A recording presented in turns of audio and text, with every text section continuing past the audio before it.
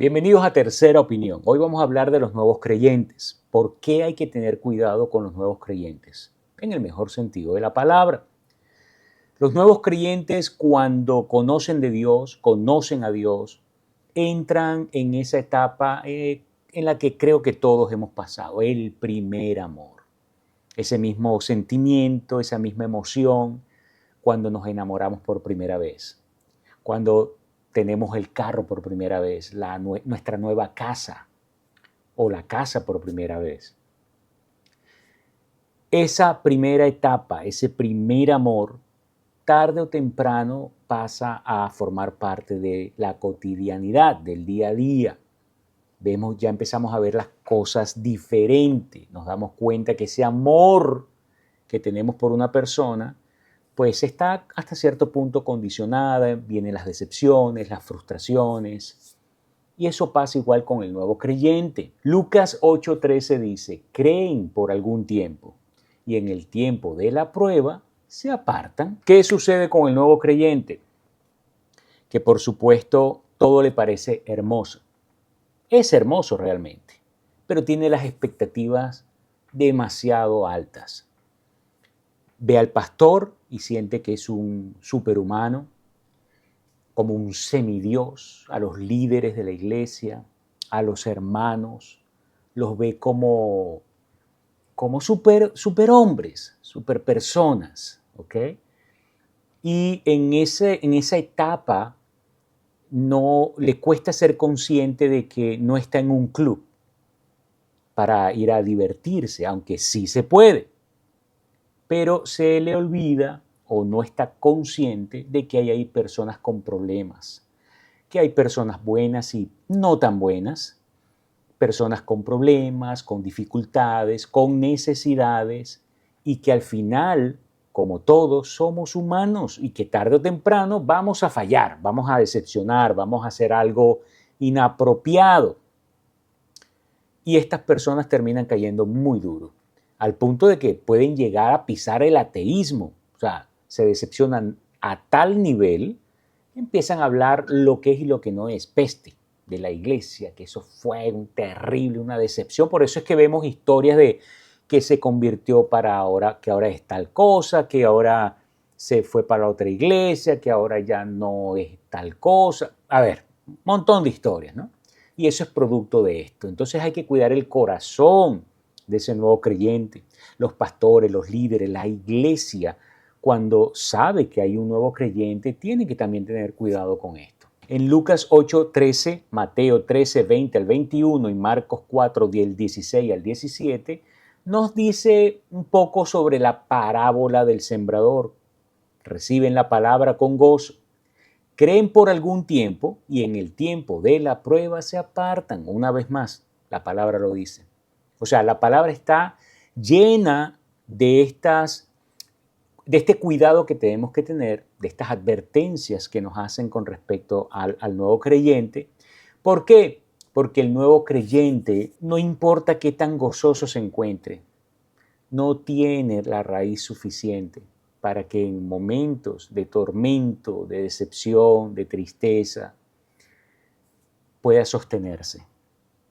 No tiene una raíz suficientemente profunda. Es por esto también que los pastores, los líderes de las iglesias no deben darle responsabilidades ni un liderazgo importante o demasiado grande a estos nuevos creyentes.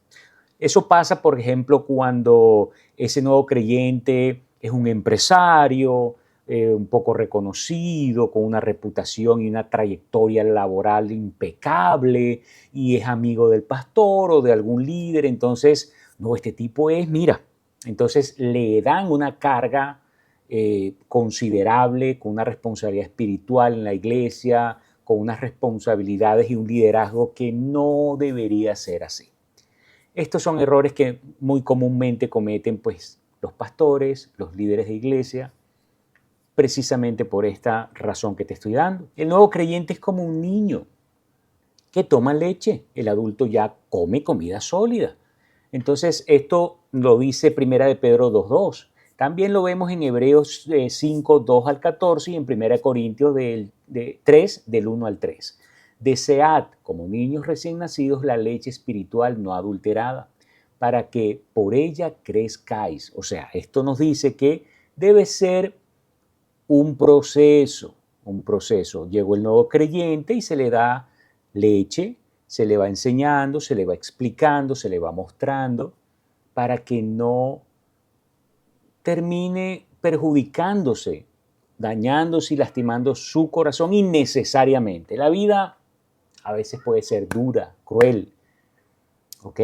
Pero podemos evitar, con esta sabiduría que Dios nos enseña, a que no sea necesariamente así. Porque los líderes también son falibles, los líderes de las iglesias, todos vamos a cometer tarde o temprano algún error. Pero, a ver, les explico, o les pongo este ejemplo. Si yo en mi iglesia me entero de que el pastor lo metieron en la cárcel porque se robó tal cosa, porque le pegó a la abuelita, porque, bueno, hizo un desastre en todos los aspectos.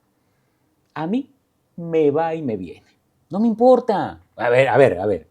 Me importa la vida del hermano, del individuo, de ese hijo de Dios que ha cometido un error. Pero no me refiero a eso, sino que no afecta mi relación con Dios.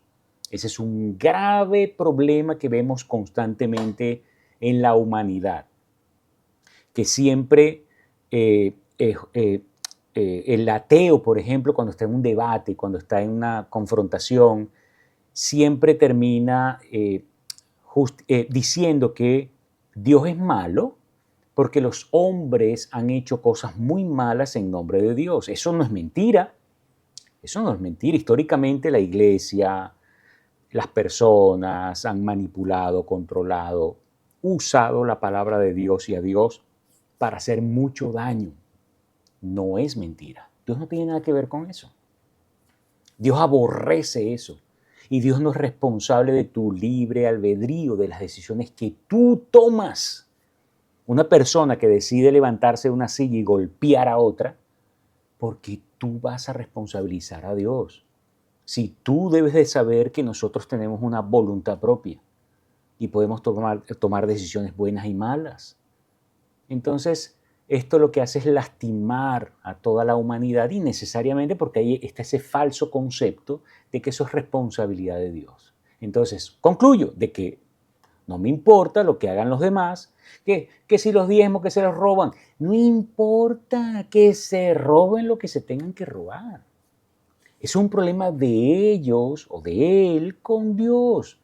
Yo continúo enfocado en Dios, en su palabra. Entonces aquí con el nuevo creyente el peligro no es el gozo que tiene, que disfrute, que baile, que llore, que ore, que cante. El problema es la falta de raíz.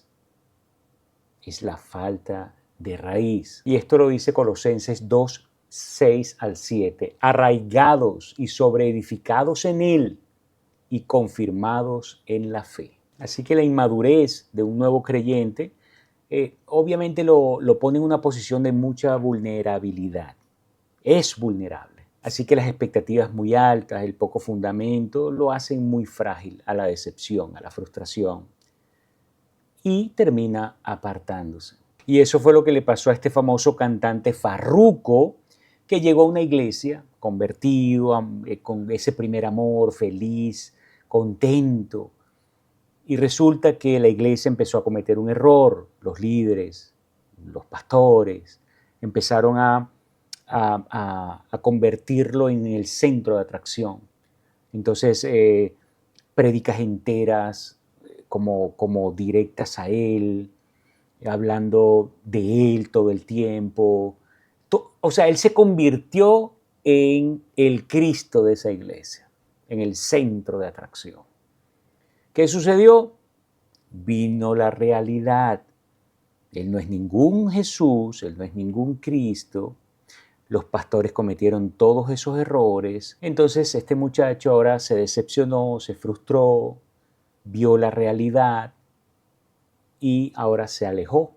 Creo que anda hablando lo que es y lo que no es sobre la iglesia y el cristianismo, producto de la decepción. Entonces, quizás termina como ateo, como no creyente, de la profunda decepción que pueda llegar a tener, o se va para otra religión, qué sé yo. Pero eso es lo que debemos evitar. Y en este caso, creo yo, no voy a juzgar a nadie, pero creo que la iglesia donde él asistía cometió ese grave error.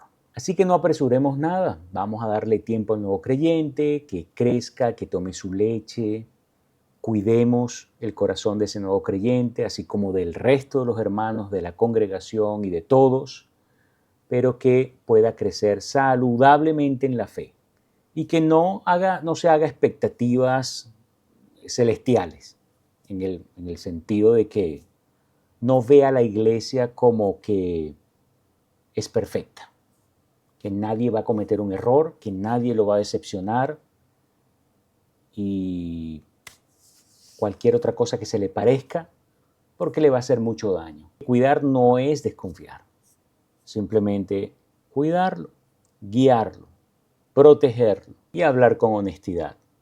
¿Cuáles son las condiciones de una iglesia? ¿Qué es una iglesia? ¿Con qué se va a encontrar en una iglesia? Se va a sentir mejor, va a estar mucho más claro y lo más importante es que conozca de la palabra. La iglesia, perfecto, eso hay que hacerlo, hay que congregarse, hay que ir, compartir con los hermanos, pero que no se quede solamente en esa visita dominical o sabatina a socializar con los hermanos. Eso lamentablemente ocurre. Es meterse en la palabra, es leer la palabra, estudiar la palabra, buscarse un buen curso de teología, ahí mismo dentro de la iglesia si es posible, de apologética, etcétera. Pero es estudiar la palabra. Y con esto, pues, nos libramos de que viva a punta de emociones y más bien madure en la palabra del Señor, para que cuando llegue el momento de la tormenta, esté allí firme, para que pueda cruzar su desierto firme con Dios. ¿Qué les parece? Así que bueno, hasta aquí los dejo. Espero que te suscribas, que le des like al video si te gustó. Deja tu comentario o pregunta y nos vemos en un próximo video.